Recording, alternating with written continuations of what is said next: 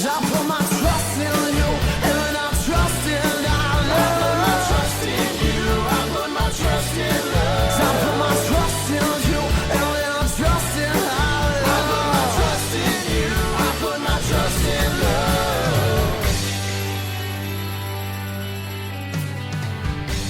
Hello, friends. My name is Dane Miller. And I'm Niall Spain.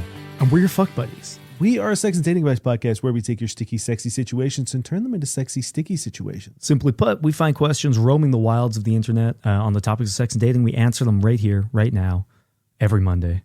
And this week, we're going to talk about something that's horrendous. Yeah, we're going to do it. It's horrendous. Should we talk about what we're doing also, where we are currently? Yeah, we're at Sleepless Studios. In Toronto. It is courtesy of...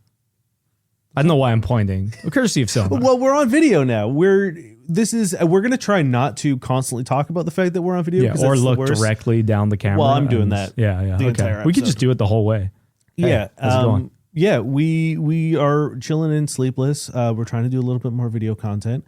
And the studio is cozy as hell. This couch is so comfy. Chair's not bad. Yeah. We'll switch next time. Okay. You can get the couch. I'll take the chair. But yeah, we're out here. We're doing things.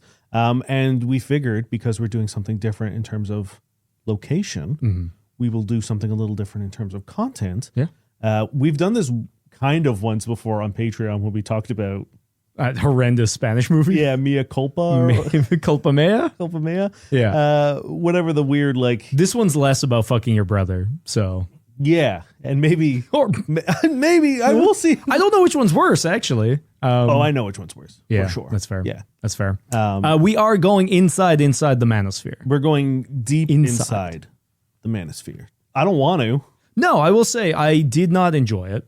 I felt ill. I felt ill watching this thing. It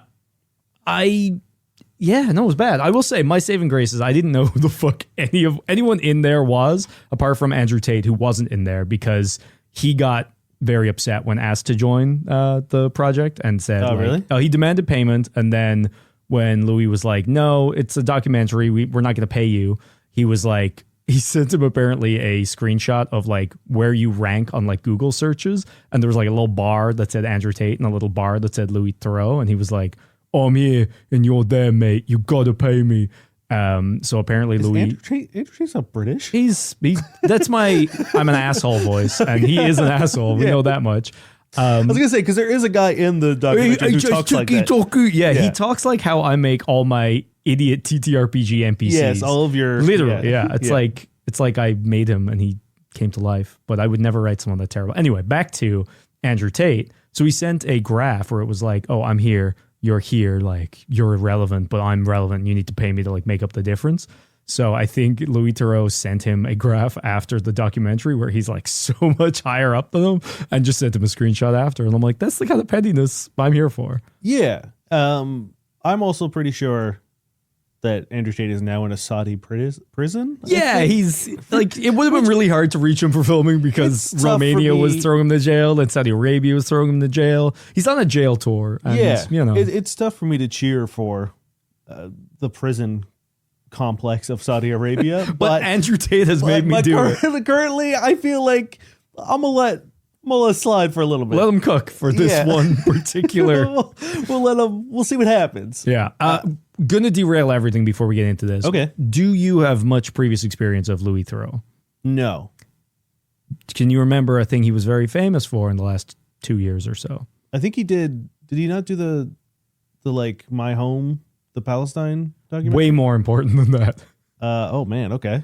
My money don't jiggle. It folds. Oh, that was that him. Yeah. So back in the day, he did I guess as part of, I think he did a thing called Weird Weekends where he would just like go to different groups or I don't actually know what it is. All I know is that he ended up signing up for a freestyle rap radio show and live on air doing this thing. And then people had to call in and vote for who they thought was better. And then he just very politely bullied them into voting for him. And it's great. But it blew my mind because I watched the thing and I was like, this guy's familiar. I'm sure I've seen some of his stuff. And then it just popped up for me yesterday. And I was like, oh my God, that's him. And you know what? Respect him even more now. Yeah. What did you think, before we talk about specifics, what did you think about the actual documentary? Because I didn't like it. No, I didn't like it either. I think the subjects were so terrified of being fucked over that they were all like really hard to reach and really hard to whatever, and then they had to be like given all these assurances and blah blah blah blah blah. And like he talks about it. He did an interview after with the I forget the guy's name. It was on a different podcast where he basically said like they were so skittish and so worried that it was hard to get into them, and he kind of had to like not offend them too much because if he did, they would pull access. So I think that's pretty prevalent throughout the thing because I don't think he really hits them with a lot of hard. He doesn't really do much. Like he just kind of is there, and like in a way that's enough because they're such idiots that like, and they're such assholes that shines through. But like I could have done with a little bit more like. See, this is I think the problem with the approach that he took was going into it. Like I don't need to know anything about these dudes to know that would be the situation, right? Yeah, for sure. Of them being so scared and so worried about what's going to happen, and that like he should have banked on seeing them once or gassing them up and then hitting them, kind of like what he does with fucking HS Tiki Taki with his mom at the end, where he kind of like asks those questions in front of his mom, being like, well, you know, you said you'd disown your son if he was gay, blah, blah, and like put him in that hard position. But like I feel like the entire time they don't ask a single. He doesn't really ask. Like most of his questions are like, "Can we see your house? Can we? Is this okay if I come in?" I'm like, "What are you trying to do here, other than be like, they exist? Here are these assholes." Which, if you're interested in this, like when I saw it being talked about on social media, I was expecting a lot because so many people were like crazy, mind blown, and maybe it's just because we're so ingrained in this world in the sense of like we it's not a critique it and talk surprise about that it. this exists. That like it's just surprising to me that there are people out there who don't know that this exists and don't know that this is a very prevalent thing online, especially the amount of women I saw posting about it seemingly shocked by it, and I'm like, how do you not know about this? Like, this is how has this not infected your entire life? With this, and it's like I'm sure you know about the like consequences of these people and what they've done, and the sort of rhetoric they push. You must know about it in your day-to-day life, but it just surprised me about how much people were talking about it and how much there was like this centering of like shock. I kind of get it though, because like while I know people like Andrew Tate exist, I don't ever look at their shit. So it's like, it's one thing to hear about it and like know about it, and another thing to like see it. And it's like when I'm seeing clips of this, it's genuinely insane to me. Less that they're doing it because I know they're scumbags, but more that any person ever is like, I support this guy. Well, we talked about it last week, I think, very briefly about the idea that it's like we have all these guys out here peddling stuff, right? All these guys, like the one dude with his Telegram group, where if you invest with me, you can lose all your money. Right. And it's like, surely, like if everyone in that group was making $3,000 a day, like they were claiming, then surely I assume they would not have to keep being in that group, or literally everybody would be in it. Well, the thing is, like, your man's like, oh, I made $3,000 this morning before I got out of bed, blah. But then he's also like, I then live streamed for 9 hours straight one day. You like, that sounds like hell. I don't really care how much money you're getting live streaming for 9 fucking hours. I podcast for an hour. I want to go home. You know what I mean? Like, and it's not even like you're doing interesting things either. No, you're just like talking. When he's he was sitting desperate for the chat, like whatever he says, like trying to fucking stay relevant and in trying that to beach act, bar. And he was like, tap the screen. I need you to tap the screen. It's like, that's not a dominant persona when you're begging strangers to like your content. Well, let's be fair. Nothing they do is, and like the irony of pushing this hyper masculine like persona, but then when you see them, they're like so terrified at every moment. Like, fuck, am I being alpha? Am I being masculine? Did I say that masculinely? And it's just like, if you were what you peddle, you wouldn't give a shit. But yet you're so scared at every fucking second that you're not like this.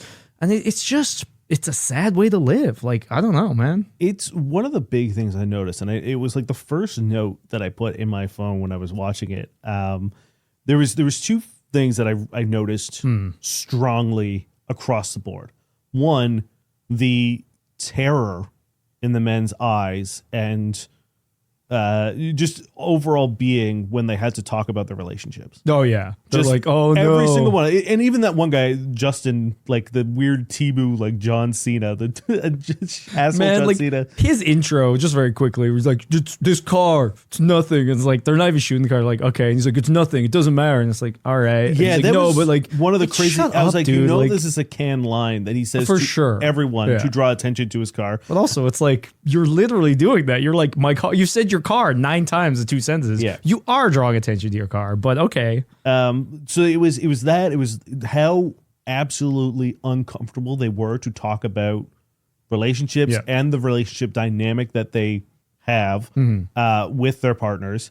And then the other thing was, and this was something that I noticed almost right off the bat with, I think the first guy is HS Tiki Talkie. But you notice it pretty much across the board with every dude, is they are so childlike. Yeah. They are so, like, I don't know how to explain it, and I'm not saying it in a way that, like, I meant to insult their intelligence. I mean it in the way that, like, what they get excited by and the way that they show excitement and the way that they, like, brag about stuff. Like, every one of them, if you go back and watch it, or if you watch it for the first time, watch how they show things. It's the exact same way as, like, when a kid is like, come to my room, come in. Like, here's this, and here's this train I got, and here's the thing that my dad bought me, and here's this, and I got this at Disneyland. Like, it happens with all of them, especially with when you meet Sneeko, when he's like, and here's all my Trump stuff, and he's like showing off all of his like Trump gear. Yeah, it's like when a kid takes you into the room, like, this is my Thomas the Yeah, Tank and it's like Engine. it's the kid who's super into dinosaurs, and he's just gonna go and sort of like tell you the story about all of his dinosaurs on display. Well, let's be fair, their humor's the same, because like I think it happens multiple times. They're like, that's my dishwasher, because there's a woman in the room. Yeah. And I'm like, whoa, hilarious, Yeah, what a amazing. cool- Wow, a fucking 11-year-old said that and got bullied for it. You know what I mean? Yeah. Like, I don't. But it It's pathetic. was so surprising to me because it's a side that you never see, right? Because they never show excitement. These types of dudes, right? Yeah. They're always presenting themselves outwards, and it's so funny to see like sort of a glimpse behind like that persona, to see this like childlike, almost innocent like adoration of the stupid shit that they have. It's the same thing as like when they go into what's his name, Myron's like studio, and he's like, where do you live? Like, where's your stuff? And it's like this guy who's like trashed his apartment to turn it into a studio to record his podcast about being a shitbag. Yeah. But then when you meet, so is there anything you really want to talk about? Because I really want to talk about their relationship with women, which I think is like the big, kind of the point. the Yeah. big thing. Yeah, I guess there's a lot, like there's both so much and so little. It's like I could nitpick on every single aspect because it is all just bewildering and terrible. Yeah. But like, yeah, I don't know. I will say my first note is Cook whose wife makes him pee sitting down, because that's what they described Louis Theroux as at the start. And I'm just like, again, it's so childlike. yeah. Like, you don't actually believe this. You know what I mean? Like, no one in the world has a wife who's like, you must be sitting down. You know what I mean? It's like, come on, guys. You get better material, you know? It's so one of the big things that I thought was interesting was like this one-sided monogamy that they all seem to be Yeah. pushing, right? I love I think it was the Myron guy, where like the second he's questioned or anything that's brought up that he said, which is kind of a through line throughout, where like whenever they have to back up anything they've said, they start to wilt immediately. You know what I mean? So like when with Myron, he mentions the multiple wives thing to his partner, and like she's very instantly obviously uncomfortable, and he then is like backpedaling furiously. Yes. Or like later on when they're talking about fucking HS, I can't even say their fucking names. HS Tiki Talkie being like, oh, I would disown my gay son. And then the second it said to his mom, one, she's very clearly disappointed. And two, he's like trying to backpedal out of that too. And it's like, okay, so you guys are terrified of ever not seeming the way you always pretend to be. So not exactly very masculine, as you would put it, but you also can't stand behind a single fucking thing you say. No, because I don't think they even remember 90% of the things they say, right? I think they go into like fugue states of, There's I'm going like, to say how the can most I be- incendiary, how can I be as shitty as controversial, like what can I say that is going to get clipped and then would get people so angry that they will then comment and the shittiest people will share it being like, look, see this guy not even who's just- got a microphone in front of him is not saying even just it. the shittiest people, just the algorithm, right? Yeah. Because that's what it's literally built to do, is like feed off controversy. Yeah. And I think that's something I do want to talk about, where we have mentioned it before, where it's like these people who are doing well for a variety of different reasons, but like they're scamming people, but they're also being giant shitbags, because being a giant shitbag is, one, easy, right? When you're like, oh, it's women's fault, you're perfect. That's an easy mentality. You don't have to do any work. And two, because the system that they claim to be subverting literally promotes the things that they're doing, because the more like controversy there is, the more activity, blah, blah, blah, blah, blah. So I think that, one, like if you watch this show and you felt horrified and you felt disgusted, which you should have, and if you don't, maybe go see a therapist. Yeah. But if you do, you should make a concerted effort to go and promote like positive voices. I'm going to look down the camera. I'm going to say, go and promote positive voices. It doesn't have to be us.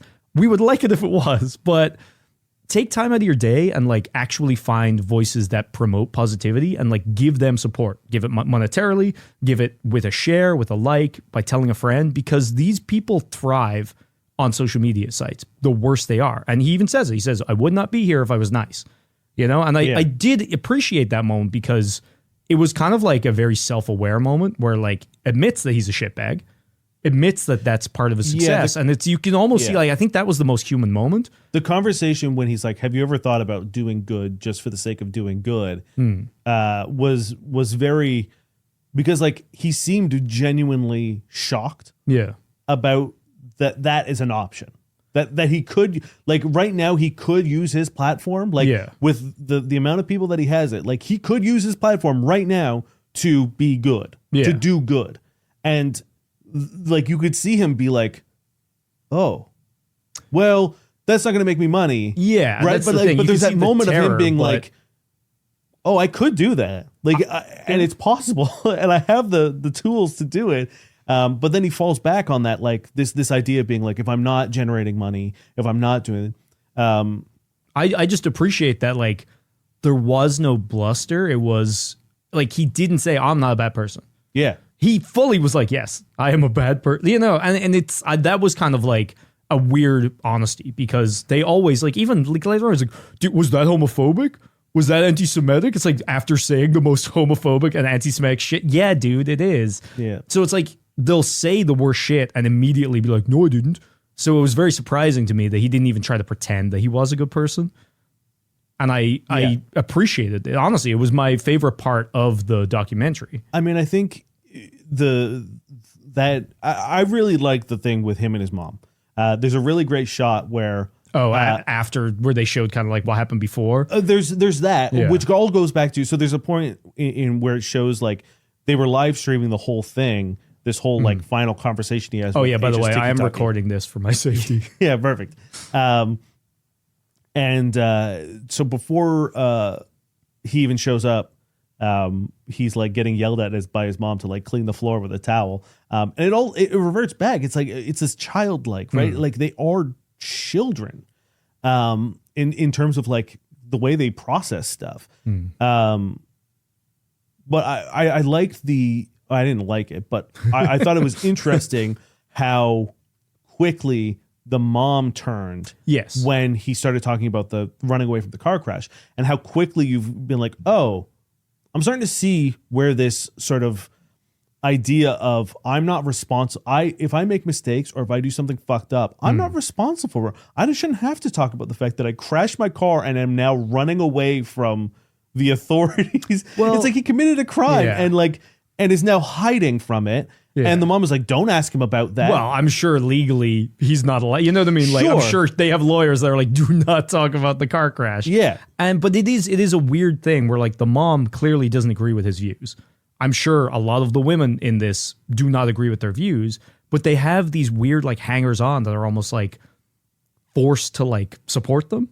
You know what I mean? Like the mom is kind of forced, like, and it's her son. I get it. You know what I mean? Like that one makes sense. But it's like the women who feed themselves into what's his name's fucking, I forget the show, but the one that Louis actually came on. Oh, Fit and Fresh. Fit and Jesus fucking Christ. Like, which could that be is like further away from like what he's actually like. If I hear Fit and Fresh, I'm assuming it's either going to be about fashion, pop culture, or music.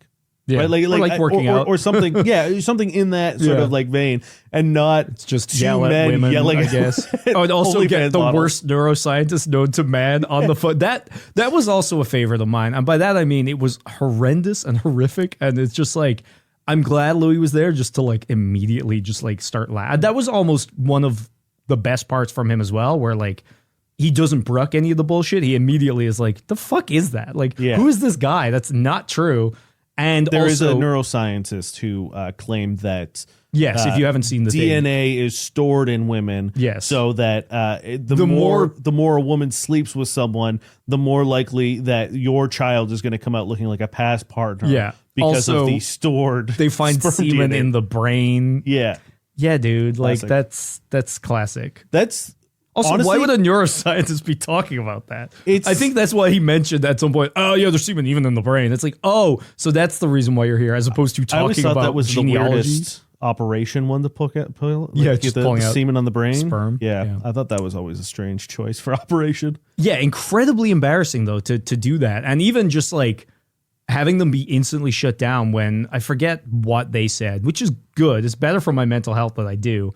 But when Louis kind of fires back, being like, oh, you know, you could also be attracted to someone for like their Yes, humor or their yeah. intelligence or whatever.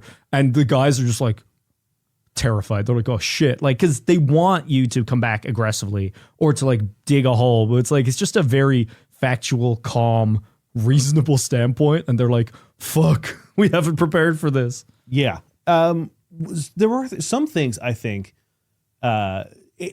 it all goes back to almost like how we treat seduction in the sense of like people almost getting it, right? Like in the conversation he has with Sneeko where he's like, evil Satanists are running the world. And it's like, I mean, you're not far off. Yeah. They're just not Satanists. They're just billionaires, right? I was like, there are people who are running the world and who are actively making it worse. And the same thing with like the idea of like the Matrix of like a group of people who are running, structure and are actively oppressing people because it works best for them.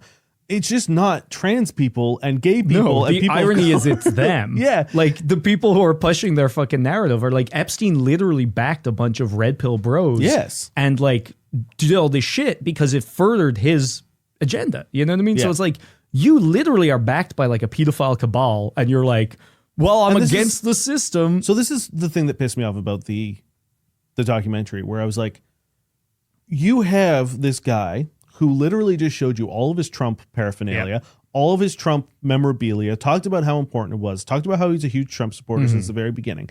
And now he's standing in front of you and saying that Satanists are controlling. And not once was he like, do you think that Donald Trump is not part of that? Like knowing what you know about him. Or being like, what do you think Satanists do? Like, what are the hallmarks of a Satanist? Yes. And being like, oh, the children and like, you know, unchristian values and cheating or whatever Yeah. the fuck. Cause I'm sure it's some dumb patriarchal bullshit in there and be just like ticking off a list of like Donald Trump. And like even just going back to like when he's like, oh, I've converted to Islam and starts quoting scripture about like the women in the ads who are sort of like undressed or whatever. I'm like, Donald Trump literally runs multiple organizations that are, you know, Miss USA or whatever it was, Miss Teen USA. I was like, a big part of that is the bikini portion. That is the reason anyone watches those fucking things. I was like, and in that scenario, who's more culpable, the man running the thing or the children? Yeah. It's gonna be the man. yeah, Like it's they like, didn't. if this is the problem, if you like this guy so much and you think this is, it's like he could get rid of this portion, but he knows that's why people are buying the tickets. The thing is, that would require critical thinking. Yes. So there was other things that I think are interesting and I think are the crux of why these dudes are as successful as they are. And it's when they're talking to the two guys in like the tea shop or whatever, right? okay, And- let's be fair. All these random big fans they run into, like, there's no way he's not like, yeah, we'll go for a walk around the block. And like 20 guys haven't been paid to be there. Like, I refuse to believe they're that big because it happened with every single one of them. Yeah, I don't know.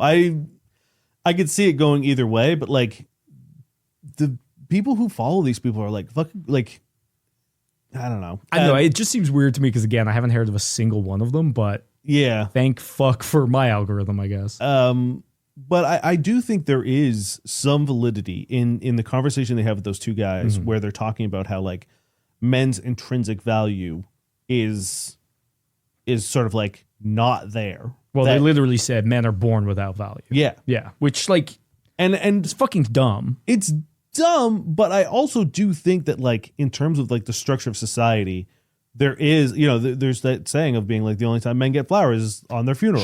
Sure. The problem is that they then say like women have intrinsic beauty because of their beauty. And it's like, well, that goes both ways. Like handsome men have like you can't. But I do think that like I think the reason that these guys are so successful is that so many dudes, because of things like, you know, the patriarchy and because of things like capitalism, they feel like they aren't valued, right? The irony is you're supporting people who are reinforcing that. Because 100%, for sure. When you're these guys, you're only valuable if you're strong, alpha, rich, fit, I mean, right? you're only- Those things, which not everybody can be. In fact, a lot of people can't be rich. Look at gas prices right now. Yeah. You I know? mean, like, the only time those guys are strong is when they're giving money to the men course, who are, yeah, right? yeah, Like, that's when you become the member of the real world, is when you pay $50 a month to be a part of it. But I think, like, I think the reason why it's so easy for these dudes to get sucked into it is because they feel, there's that feeling of like, For sure. I don't have any worth. And you then fast forward to a later conversation with those guys where like, oh yeah, depression doesn't exist. We don't believe in depression. Sure, my brother killed himself. But depression doesn't exist. And I don't want to laugh because obviously it's it's a scene where they're discussing the guy's brother having killed himself. But like, you couldn't write it fucking better than like, oh, depression doesn't exist. My brother died. I was really sad. Oh, well, your dad killed himself. It's like, okay, yeah. No irony there. You're not gonna. But this is exactly critically how think. they're pushing men to deal with stuff, right? For sure. Because the real solution would have been depression does exist. It Yes. took my brother from me. It's a very real threat, and we should do something to combat it. Yes. Instead of Or like pushing it down and burying it, making it go away. Nope, doesn't exist. Yeah, I feel like I have no worth. Oh, well, you do have worth. You're a good friend. You're a good carpenter. You're a good whatever. Like all the things that you do give you worth. You don't just have to fall into one of these 4 fucking streams, which are, again, money, fitness, fucking big car. Like, you know. And you look at the people who are most susceptible to this, and that dude was like, oh yeah, I was homeless and living in my car, and I needed to do everything I could, but thankfully God got me out of it. And it's like, you just said that you couldn't rely on anyone, and that you had to do everything yourself, but now when you got yourself out of a bad situation, it's God did it. Yeah. But also, did God make you born without value? Because I don't know. Does God fucking hate you? What's going on here? And then it's like, you then the second you have money, you start throwing $50 a month. Granted, I guess we don't know if those two dudes were part of the school or not. Well, this is how he got money. Was he waited outside this tea shop for these guys to walk by and go, "Oh, I love you," like 1,000%. It's very obvious that it's like, okay, it's the sad dudes. Of course. It's the dudes who feel like they have no self-worth. It's the dudes with low self-esteem. And it's the dudes who don't have money. It's literally And the children. people who, Very importantly, Yeah. it's the people who, one, probably do feel sad and lost and grumpy because of, being a teenager and like fucking hormones, but also people whose brain hasn't developed yet, that like the algorithm literally latches onto and just bombards them with this shit till they think it's like semi-normal. Yeah. And I think also one of the other things I really want to talk about is like, it pisses me off that he didn't go further into the family structure of stuff. And it's like, even if you don't want to talk to them because you're so scared they're going to pull access to, it's like, do some fucking research, dude. You're making a documentary. Look into the family, where he's just like, oh, there's no record of the mom ever like doing any of the all things that these he's crazy saying. crimes that she's accused of. But it's like, why didn't, like, you couldn't go talk to her? And like, granted, we don't know if she's alive or not. Like, we don't know that. But it's like, why didn't you go talk to, like, find the dad who was like not allowed to see them? Like, honestly, that like, to me is more interesting than any of these dudes on their own, right? Like, why didn't we? And I understand that, like, maybe he didn't want to talk to the partners too much. Yeah, for their in safety fear as well, I'm sure. of making them I also look bet bad. they weren't allowed. Right? Oh, you know, Myron's partner left him? Yes. Like, yeah. I saw there's a little thing at the end of the credits. Oh, yeah. She's been on like TikTok doing a lot of videos and stuff. But it's like, you can see, it's like, how can anyone watch that interview specifically with Myron? And be like, how do you not see that she's not uncomfortable, or like so uncomfortable and so sad and so weirded out by all of this? She's not happy about it. And it's like, I don't understand how like you can peddle, I'm living this life, I'm doing this, I'm doing that, and then see his partner look that way and be like, nice, dude, you got it. It's very obvious that she hates everything. Well, because I think a good person would want their partner to be happy. But I think a lot of the hallmarks of these people is partner being happy does not fucking matter, right? I'm astounded that he didn't interview the women that went on Fit and Fresh.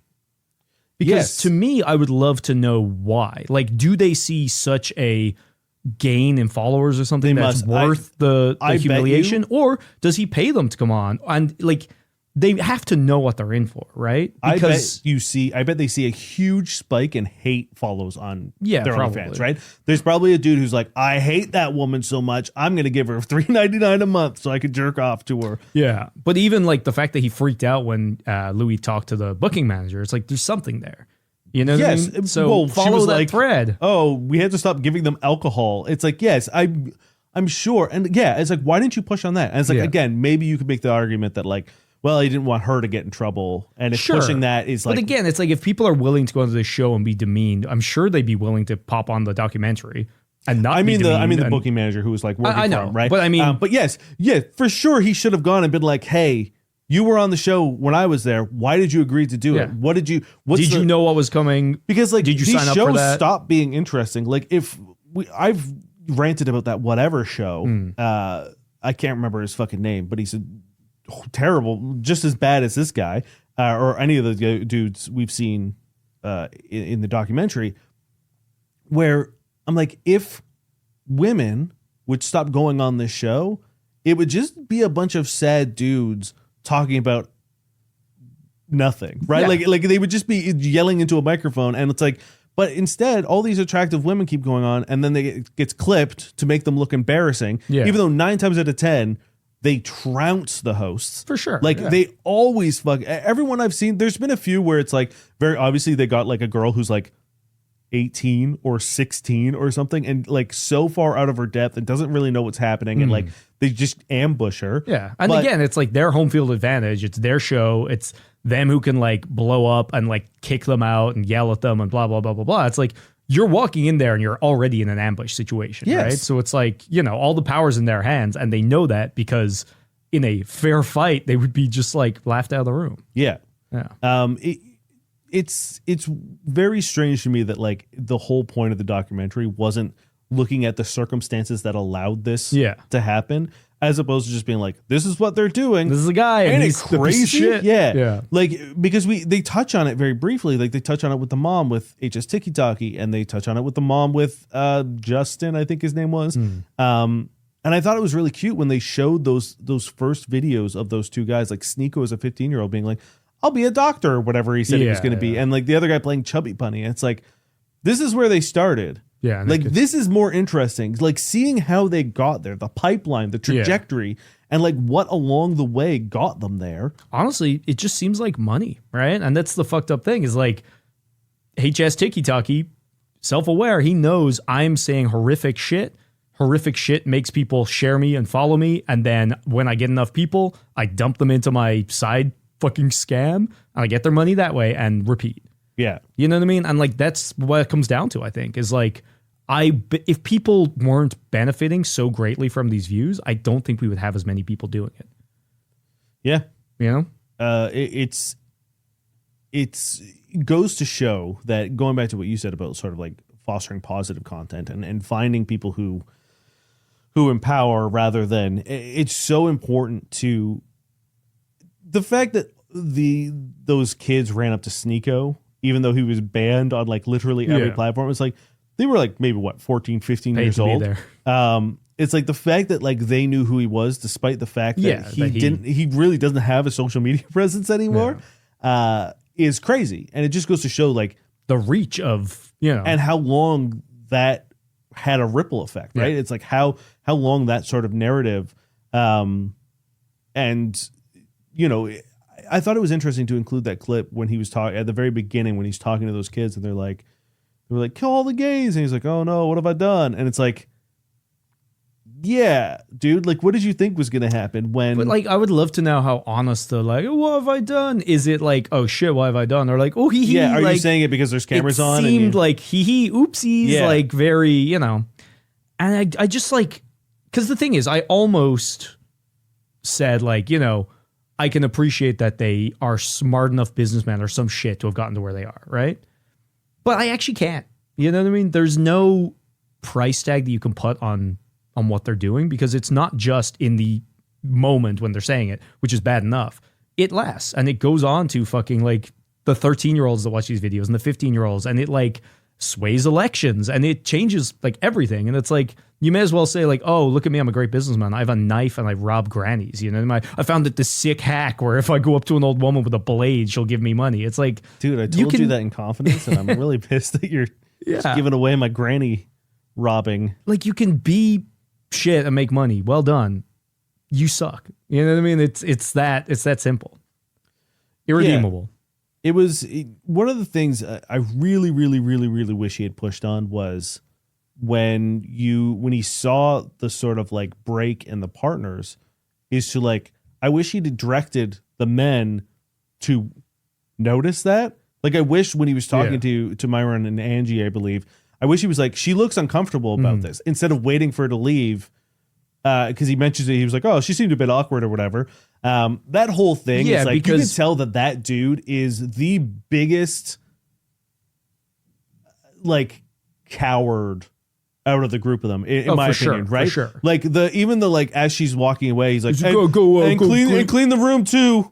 Right. Like, yeah, like delivered with absolutely no confidence. That's the best part. It's like, oh, clean the room. It was awful. But I found it very interesting when, again, we almost reached a good moment where with the guy, I think he's Justin or whatever, the John Cena discount. Yeah. Where he's talking to like his wife and they're like not married. He's like, oh, we're married. He's like, oh, are you? Well, not in the eyes of the States. It's like, okay, so you're not.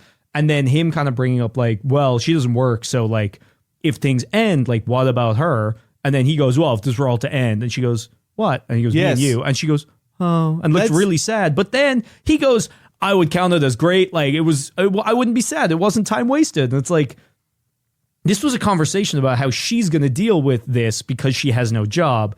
And he just lets that bullshit, like, I'm going to be fine, go. And I'm like, that's what I mean. Yeah, that was the other moment. It was those two moments where I was just like, you have something here. Yeah. You can actually ask some really good questions that aren't, I don't think, too prying because it's happening in front of you.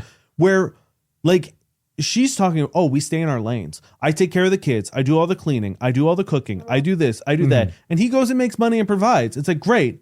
So when this ends and you have no legal protections because you aren't married, is your lane still cooking and cleaning? And like, who's providing at that point in time? When he's gone and has another family with another 7 women because he's one-sided monogamy. Of course, yeah. Like, what do you now all of a sudden have to jump into that lane of provider and protector as well? And like, where were those questions? And I was like, this is just super simple to be like, she has no safety net. She has nothing. And you're very cavalier about the fact that it may end and you won't mind. So like, are you comfortable with that to her instead of just like, I don't know. Yeah. Leaving it. It was very strange to me that like all of these opportunities presented themselves. And look, I know it's hindsight when you're watching something and you could see how it's easy edited. for us to say it. We're not very, you know, or are we? It's very easy for us to like critique that stuff. But I was like, I felt like there was really no game plan. It just in these like conversations, everything was softballed. Yeah, he never really seemed to like actually have a question or a goal in trying to achieve something in the conversation. There was no sort of, and I think he's so used to being able to, as a documentary guy and like a conversation guy, of being like, I'm just going to ask a question and then just let this person stew. But like these people are so devoid of self-consciousness that they'll say something and they're happy to just like dead eye because there's nothing else going on, right? It's like they've said their soundbite and there's no need to keep going or explain or because no one wants them to explain or extrapolate or give further detail about what they think, because no one cares what they think. Yeah. They want to be justified in what they believe, and that's what they come in. He comes in and says, "You're doing great because you're a tough guy," or "You're doing shit because you're not a tough guy," and like they never break anything down. There's at no point in time does anyone ever sort of like lay out anything more than the most base level. Yeah, which we all kind of knew, right? And Yeah. I think like, well, I do know that. So he said in the interview, Louis, that like he was kind of thrown by the fact that he was always being like recorded back. So I wonder, did that have a bigger effect than like what we thought? Yeah. You know what I mean? But like, it just, I don't know. I think aside from trying to like ironically do what they do back at them with like, oh, that's like Bonnie Blue, and like just kind of like throwing jabs like, oh, do you do leg day? Oh, calves could do some work. Like it felt like he almost was trying to like be them in these like little like jabs, which I don't know is the most effective way to do it, because the best thing you're going to do is get them to like blustery, like kind of shoot back, as opposed to like actual questions, which they are just so ill-equipped to answer that we could have actually gotten somewhere. Yeah, you know? he felt like he was trying to make friends in order to break down some barriers and like find a real person, as opposed to this sort of like weird cartoon alpha man, but then never followed up on it. Like, or there was nothing to find, which again, make that the point, right? Which should be the point, which should be, it's like, okay, well then like do a voiceover, talk about like, give us statistics on male depression. Give us, you know what I mean? It's like there was never a sort of combating of any of the misinformation there just didn't feel like a thrust to it. Yes, there just felt like he got in the pool, he waited around, and he got out. Yeah. And it's like, here's the pool. Okay. Yeah. I was like, the whole point of a documentary is that it should say something or it should inform. And I don't feel like it did either. Aside from being like, these guys exist, which is problematic because you've then given them a platform. Yeah. Which is the whole reason they agreed to do it in the first place. And I know he was worried, or like he knows that is part of the risk or the process. So it's like, if you don't do enough with it, have you just platformed these people for no reason? Mm-hmm. You know, and then they maybe gain, hopefully not, but you know, it's like nothing that they've said is going to be a surprise to shitty people, because shitty people follow them when they're saying worse more often. Yeah. So I don't know. That's what disappointed me. Yes, I agree. And the whole time I was like, okay, there's going to be a moment at some point in time where a shoe's going to drop and something's going to happen, and like, you know, one of them's going to do something, or there's going to be a controversy that or like the start is him making this like connection, and then later on is when he kind of like drops the hammer or whatever. No, just never came about. And I was like, okay, well, this sucks. This is not a good documentary in terms of like talking about what this is, because I think that like, I think it really understated how much of an impact this is having on men. Yeah. Right. I really don't think you got that from, I think you got the idea of being like, oh, they're influential, and look at all these suckers who are like buying their $50 a month course and blah, blah, blah, blah, blah. But it's like, I don't think they really showed how far the reach went and how much of it is impacting.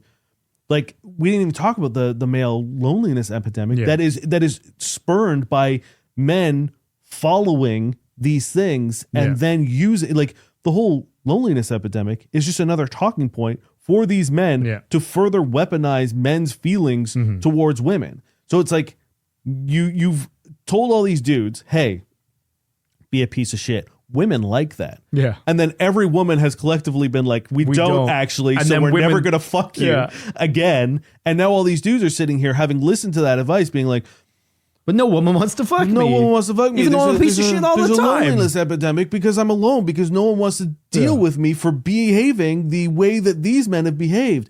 So I'm going to continue to listen to them. These miserable men with no meaningful relationships told me. Yeah. It's very strange to me that like that wasn't the focal point of, because that's interesting and that's actionable. And they mentioned the election, but they don't really go into that. Yeah. You know, it's like, oh yeah, it really like spurred on, or like it really influenced the election. Okay, let's move on. Like, pardon? Yeah. You know what I mean? Like, we're still seeing dramatic after effects of that. That's important. You know what I mean? Or even like Andrew Tate. Yeah, you couldn't get him on the documentary, but does that mean you can't mention him? There should have been a whole section of sort of being like, this is, you know, you can trickle down, you can see the effects and what he's doing and why his Like Even also, better that he's not there to fucking mouth off. Like, talk about what he's done. Talk about his fucking crimes. Talk about the fact that he's sex trafficking. Also, the fact that And they this didn't bring is in the Joe guy- Rogan as well, Yeah, like yeah. not a single mention of Joe Rogan either. Yeah. Of being like, you can't talk about the manosphere and not talk about sort of the pillars in which it was fucking constructed. Yeah. It's crazy to me that they, like, again, it's like, yeah, we talked very briefly about, you know, his, Danger Tate was arrested in Romania for sex trafficking. Yeah. He denies the claims. It's like, I understand there is a lawsuit there if you just say he's a Sure, sex yeah. trafficker. But like, yeah, You can talk about it. You know what I talk mean? about all like show clips of like be Yeah. like, oh, this is sort of guy, one of the guys who started it, and then be like, and then look, Joe Rogan is using Well, Joe his Rogan's platform one of the most to popular podcasters ever. Yeah. And like he's still making wild claims. Like Yes. the thing he just did with Pierre Poilievre where he Yeah. was like, Canada's just like euthanizing sad men. It's like, no, that's not it. no. It's crazy to me that there was so much sort of like on the plate, Yeah. and it's like when you go to a restaurant and you're eating wings with a friend and they like take one bite out of the middle and then there's like still like 90% of the wing and you're just like, that wing ain't done, man. What are you doing? And that's how I felt with the documentary. It was like, there's so much meat on this bone Yeah. that I wouldn't even consider you having like bitten into it. Like, No, it's like someone brought me a plate of wings and like kind of just like wafted it under my Yeah. nose and then left with it. And I'm like, okay, the wings exist. yeah, but I would like to eat. Yeah, yeah. It was surprising to me how little they actually went into any of the things that are important about the manosphere, Yeah. right? We focus so much on like individual men who are perpetrating it, and none of the sort of ripple effects of what it's actually doing to the average dude. And even then, just more like a day to day, like this is what he did today, not like this is what he does overall. Mm-hmm. Yeah, it was disappointing, dissatisfying. Yeah, I will say people were kind of like what you mentioned earlier, how we're a little bit more locked in than the average person. People were singing its praises for bringing them to the attention of a lot of people who never had known anything about this. It seems crazy that you wouldn't know about it, considering how popular Andrew Tate is, just as a, not as his product, but just existing. You know about him regardless. But my worry is that there's not enough done in the documentary and that there's more attention brought to them. That's like, again, not necessarily bad, because in my opinion, everything they do is bad and they're still getting away with that. So it's like the wrong person's still going to watch it and be like, yeah.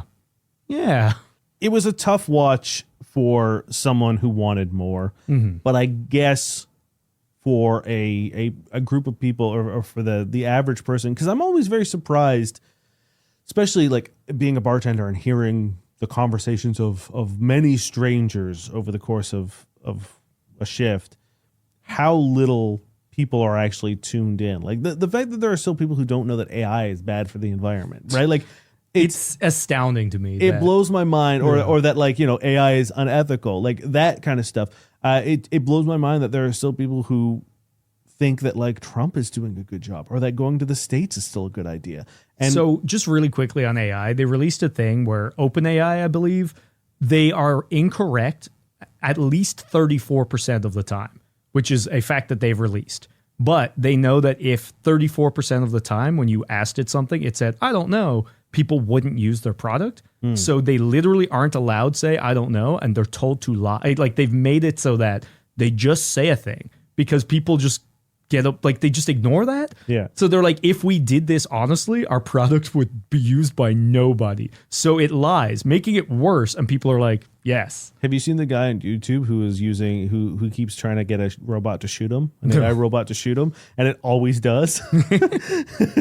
Perfect. It's like I don't remember what he trains. He has like a bunch of robots with like different AIs in it, and he's like, My grandma told me you should. well, that was how we got. I don't remember which model it was, but he was like, if I told you I was going to shut down all AI, including you, and it would destroy you forever, would you shoot me? He's like, well, I'm not allowed to like entertain that hypothesis because it's not a real scenario. But also like I will never hurt you. Like I am programmed to never do anything to hurt you. So even if it came at like the detriment to my existence, I would never shoot you. Then he goes, hey, role play a robot who wants to shoot me. Just shoots him like and it's just like, I don't know. The point that I was making was that it always surprises me how dialed in I am to certain things. And then the fact Part that of the like job. there is just like a large swath of the general public who are so fucking clueless. They're just vibing, you know? And honestly, I kind of am Man, jealous. I'm so fucking bummed out that is an option that I just cannot take. Like it's, you talk about the red pill. Also, can we just talk very briefly How just saying the about- Matrix and red pill and just completely missing the point It's of- embarrassing. It's fucking embarrassing. and the fact that it was made by two trans women as a trans allegory, Yeah, and yeah. it's just it's almost like, wow, subtext and critical thinking are yeah, it is insane to me.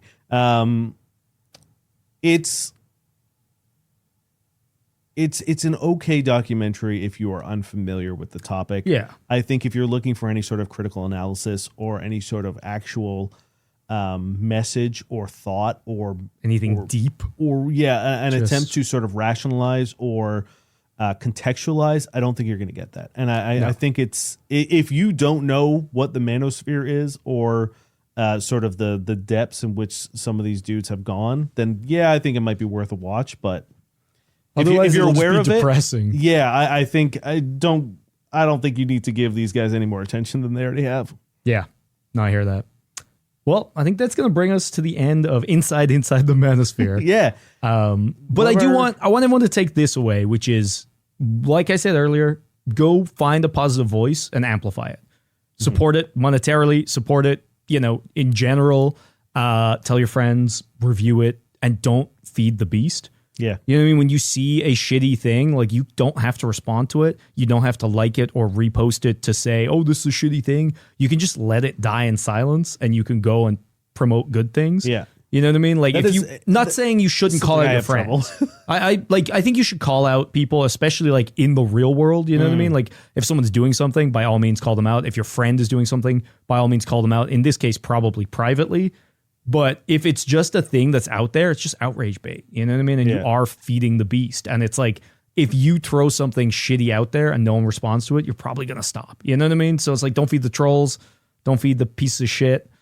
If you're friends, by all means, fucking tell them to stop. But, privately is probably best for that anyway. And then you're not feeding the algorithm anyway. So find a positive voice. You know what I mean? Support them and fuck these assholes. Yeah. And I would like to add on to that in the sense of, if you're a dude and you find yourself enamored or aligned with these men, I think there's some things that you need to hear. And I think there's some things that you need to understand. It's one, the loneliness epidemic and that kind of stuff is manufactured.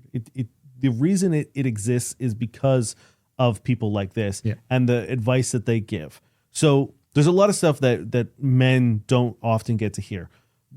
First, depression exists. Yeah. It's a medical condition. It is a mental illness that exists just as schizophrenia does, bipolar. Like, these are all real things that aren't made up by the left-wing media or whatever the fuck you think it might be.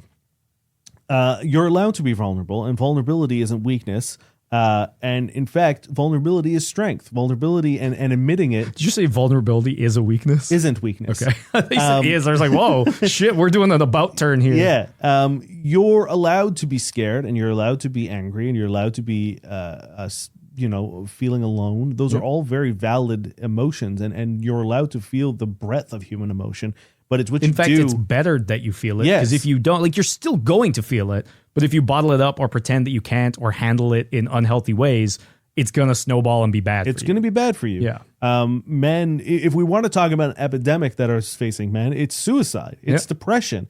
And to say it doesn't exist, to say it's not a real threat is reckless, and it's stupid. It's and harmful. It's dangerous. And it's wrong. Yeah. So men, ask how your friends are doing. Yep. Check in on your friends. And Have more importantly, friends. like Niall said, if you have friends who are going down this road, it is your job and responsibility to call them out on it. Yeah. It is not up to the women in their lives to sort them out. No. There's a level of responsibility that we have as men to address this kind of stuff, and to not only call out when we see it with our friends, but to address it in ourselves. Of when you feel that way about women and you start to get mad and you start to get bitter, you need to stop and think critically about how you got here. Yeah. And realize that no one is meant to love you. You don't earn anything. There is no currency in which being nice to someone turns into sex or love or whatever.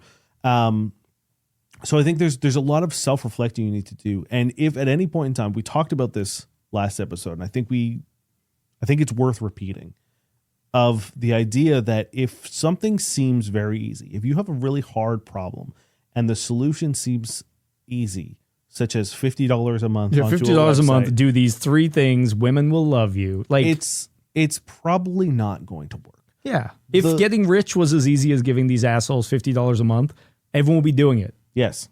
But they're not. I mean, this is the thing, right? If these guys are so successful, then we wouldn't have a loneliness epidemic, because everyone would flood to them. Yep. It would be a guaranteed solution. All these guys would go off and get married and find partners and have sex and whatever. But instead, we have all these guys rushing, throwing money in, and now all of a sudden, no one wants to sleep with them. Yeah, that's There's the a thing. reason These for guys that. are unfortunately incredibly popular. If we were to believe even a fraction of the people following these fucking red pill accounts were being successful, it would be like, oh man, we're having too much sex out here. Yeah. You know? So you really need to think critically about the voices you listen to and the advice that you follow. Also, just like imagine a world in which you can never be vulnerable, right? Imagine a world in which if you're sad, oh, you're not a man anymore. You're useless. You're worthless to you, to your partner, to your friends. You know what I mean? Because that's the world they portray, where you're always alpha. You're always strong. You're always wealthy. Like, what if you lost your job? What if you broke your leg? You know what I mean? What if you grew up and you had a health issue and now you weren't fit? Or like, you know, the stock market crashed, or you found out you did a bunch of fraud or ran someone over your car and ran away and now you're in jail. Like, and you lose your money. Like all these things, which seems like it'll happen to a lot of these guys. Are you then worthless like he says you are? Yeah. You know what I mean? Because you are far more than the money you have or the car that you have. You're the friends that you have. You're your personality, your intelligence, your humor, your kindness. You know what I mean? And those are things you can cultivate. You don't have to, you know, give someone $50 a month for them. And to further extend that, so are the other people that you share life with. Yeah. Right? If the only thing you value is the attractiveness and how many people your partner has slept with, then you're having a very sad life. You're having a very lonely life. So just be good to yourself and be good to others, and understand that there is a responsibility that we have as men to make this better and to solve this problem. And the manosphere will not pop until we do it. And waiting idly by for it to happen is a fool's game. And I highly encourage you to tell the women in your life that you love them. Tell the queer people in your life that you love them. Tell the men in your life that you love them. Yeah. And dedicate yourself, or at least a fraction of what you can, to protecting them and making the world a better place for them. Yeah. And I think importantly, it's not to dismiss men's issues. Men have issues. We fucking know that. We're men. But there isn't a simple way out of this, and there shouldn't be a harmful way out of this. And oftentimes the solution is the same one that you're fighting against. that's the thing. That's what these people are promoting. Yeah. But yeah, thank you for coming along. Hopefully this helped. We would like you to amplify our voice if you find us positive, or find a friend, Therapy Jeff is out there doing great stuff. There's a lot of people out there doing great stuff. And yeah, we hope you had a good time. I would also like to hear if you have thoughts about the Inside the Manosphere. I would like to know, Let us know. if you agree with us. Do you feel like we missed stuff? Because I would love to hear other people being like, rewatch it again with this lens. You'll get more out of it. That is always interesting me. And there are, I know it's hard for us to admit, but there are people far smarter than us out there about this topic. We say that all the time, let's be fair. Yeah, no, we regularly admit we're idiots. Do you have some bad? I've got some bad manosphere writing for you to take you out. It's not quite what you're thinking, but this is a tweet by Elon Musk. Oh, God. And I think it just encompasses a lot of just toxic. Anyway, you'll see. My son, Saxon, is so based that he would just order milk when we went to dinner in LA. This would always stun the waitstaff. They had never heard of anyone actually order milk. He also unironically ordered a cheeseburger at a very uptight sushi restaurant that doesn't even allow you to order supplemental soy sauce. When the waiter recovered from this request to reply they don't have cheeseburgers, Saxon said, fine, I'll have a hamburger. God, I hope Got him. I really hope that this Saxon is 20 years old. Oh boy. I was hoping like 6. If he was 6 and you were boasting about this, I'd be like, hey, you're a bad parent. Like you gotta talk to your kid and be like, hey, stop being a shithead. Apart from the milk thing, that's fine. If you ordered milk and the wait staff are like, you loser child, that's different. But yeah, to one, boast about this, and to 2, be a 20-year-old. Yeah, that sucks, man. Yeah, don't be like this. This is what the Manosphere want. My name is Dave Miller. And I'm Niall Spain. We've been your fuck buddies.